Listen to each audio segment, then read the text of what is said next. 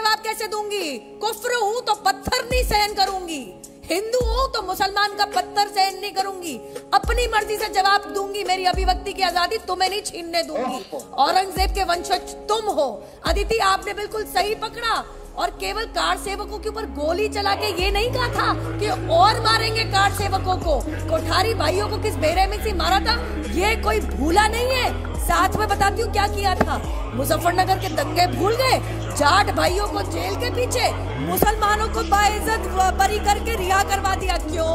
तुम्हारे घर में रहते थे, तुम्हारी असली भाई थे।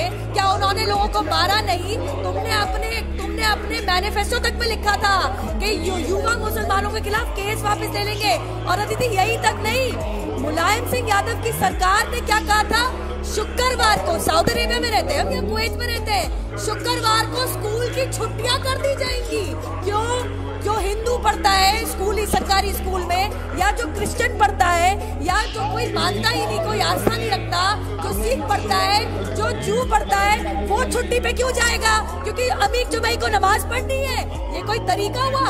और मैं बता दूं, तुम तो मत करो, तुम्हें उद्योगपति नजर आ रहे हैं, टोटी चोर। तुम क्या जानो उद्योग को? तुम यहाँ पे बड़ी बड़ी बात कर रहे हो। मेरे एक सवाल का जवाब नहीं दिया टोटी चोर की पार्टी ने। अपने घर के बच्चों की शादी अहमदिया में करोगे क्या? जवाब दो। अपने घर के बच्चों की शादी यजीदियों में करोगे क्या? जवाब दो इस बात का।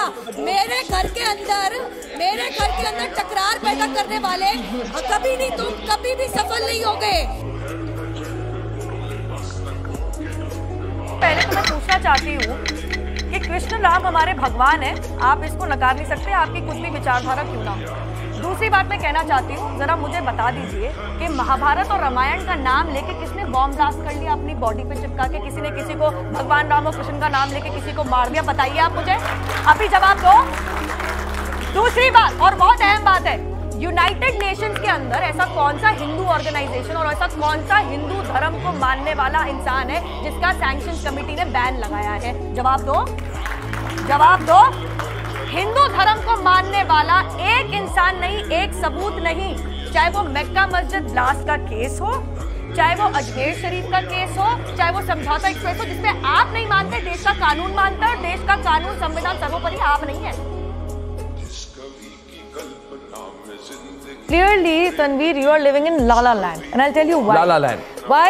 Because you say obviously the BJP is going for tukde tukde. Tanveer, do you not watch news?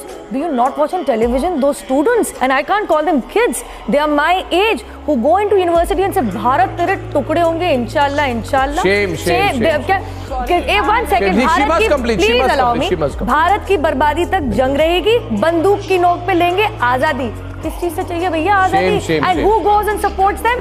Your coalition partner Rahul Gandhi, who you very happily have lapped up just because you want some power in Karnataka. God knows by what freak of nature. Now, secondly, you do talk about BJP not actually delivering on promises. You brought up 3 issues. You talk about jobs. I can bet my life you didn't know in 2013 the unemployment rate in India was over 9%. What is it today? Please answer. Between 4 to 5%. So when unemployment comes down, the rate comes down with an increasing population, that means jobs are increasing, sir. Please go do your economic homework. Secondly, you speak about farmers. You are now actually forging an alliance in Karnataka with that very party under whose rule over 3,600 farmers committed suicide in Karnataka. What happened to your tall claims of actually delivering on promises in Karnataka? Now you stand exposed. Thirdly, you speak about Kashmiriyat. क्या कश्मीर की परेशानी 3 साल पुरानी है, 70 साल पुरानी है? कश्मीर की देन किसकी है? कश्मीर की देन है पंडित जवाहरलाल नेहरू की। शुरुआत से ही जाते हैं, who actually imprisoned Sheikh Abdullah and created unrest forever? Who actually led to Kashmiri Pandit cleansing from the valley? It was actually the NC supported by the Congress party. And let's not also forget the unrest of 2010 and 2013 in the valley. More actual people, civilians died then. तब कहाँ गए थे? तब कश्मीर बहुत सुहाना मौसम में जी रहा था क्या? कश्मीरी लोग बहुत सुहाने मौसम में जी रहे थे? जी सुचारिता जी, महाराष्ट्र के अंदर जो कुछ भी हो रहा है कानून के तहत हो रहा है, और आपने क्योंकि मुझ पर इल्जाम लगाया था कि मैं इस्लामिक स्कॉलर होकर शिवसेना की कैसी वाहवाह कर रहा हूं, तो उसके जवाब में सिर्फ 2 लाइनें आपसे मैं कहना चाहूंगा कि बीजेपी जब कश्मीर में जाके महबूबा मुफ्ती जी के साथ सरकार बनाती है, वो उनका पॉलिटिक्स ऑफ कन्वीनियंस था। महाराष्ट्र के अंदर शिवसेना मुसलमानों का जो साथ दे रहे हैं, मुसलमान शिवसेना का साथ दे रहे हैं, वो है पॉलिटिक्स ऑफ एक्सपीडियंसी। बहुत बड़ी बात कह रहे हैं आप। महसूस करें नुपुर शर्मा, फर्क महसूस करें। तीसरी बात आत्माओं के तड़पाने की बात हो रही है, तो वाजपेयी जी की तो आत्मा तड़प रही है। ये कहां से कहां ले आए कीचड़ में बीजेपी को। अरे वो कमल जो खिलता था उसको लहू लुहान कीचड़ में कर दिया आपने। वाजपेयी जी की भी आत्मा तड़प रही है। अतिकुर रहमान साहब, अब देखिए आपने एक और स्टेटमेंट बड़ा दे दिया कि अब महाराष्ट्र में मुसलमान खड़े हैं शिवसेना के साथ। आपने ये भी बड़ा बयान दे दिया। अब सुन लीजिए मेरी बात, आप ये कह रहे, पहली बात तो मैंने आप पर कोई आरोप नहीं लगाया, मैंने सिर्फ स्टैंड जो बदला है वो दिखाया था। नुपुर जी यही स्टैंड बदल रहा है। मैं कह रही हूँ ये शिवसेना का कांग्रेसीकरण है जो इस वक्त हो रहा है। मैं 3 चीज कहूंगी, प्लीज मेरे ऊपर कोई ना बोले सुचरिता जी, मैं तो किसी के ऊपर बोल नहीं रही। सबसे पहले तो मैं कहूंगी कि एक्सपीडियंसी की पॉलिटिक्स ऐसी है कि जिन लोगों ने मुंबई ब्लास्ट के चक्कर के अंदर बाला साहेब जी को जेल में डाल दिया था, आज वो एक्सपीडियंट है।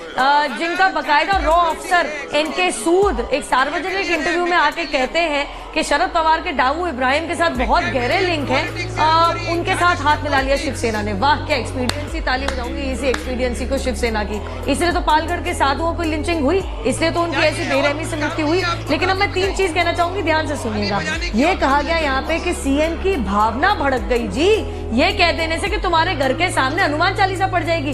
पता है इससे मुझे क्या याद आया? हनुमान जयंती में जब दिल्ली में हनुमान जयंती का शोभा यात्रा निकाली जा रही थी जामा मस्जिद के बाहर से, तो वहां पे मस्जिद के अंदर के जो मुसलमान थे उनकी भावना कैसे भड़की थी। तो आप तो अपने आप को एक्सपोज कर रहे हैं। शायद उद्धव ठाकरे शायद मुसलमान बन गए, शायद शिवसेना के जो प्रवक्ता है उनका यही कहना था। दूसरी बात, अतिकुर रहमान ने क्या कहा शुरुआत में? अंधविश्वास है, 72 हूर मिल जाएंगी अगर जिहाद में सुसाइड कर लोगे, सुसाइड बॉम्बर बना लोगे। ये अंधविश्वास नहीं है। अल्लाह अकबर कर कह के तुम बम फेंक दोगे, आतंक फैला दोगे, ये अंधविश्वास नहीं है। दूसरों का सड़क रोक के 5 बार जुम्मा नमाज पढ़ लोगे, ये अंधविश्वास नहीं है। हनुमान चालीसा पढ़ना बड़ा अंधविश्वास है। ये जो कम्युनल बिगटरी दिखा रहे हैं ना, ये अपने घर में रखे, टीवी पे सार्वजनिक करने की जरूरत नहीं है। और तीसरा क्या कहा गया कि सीएम के घर पे बाहर सड़क रोक दी। क्यों?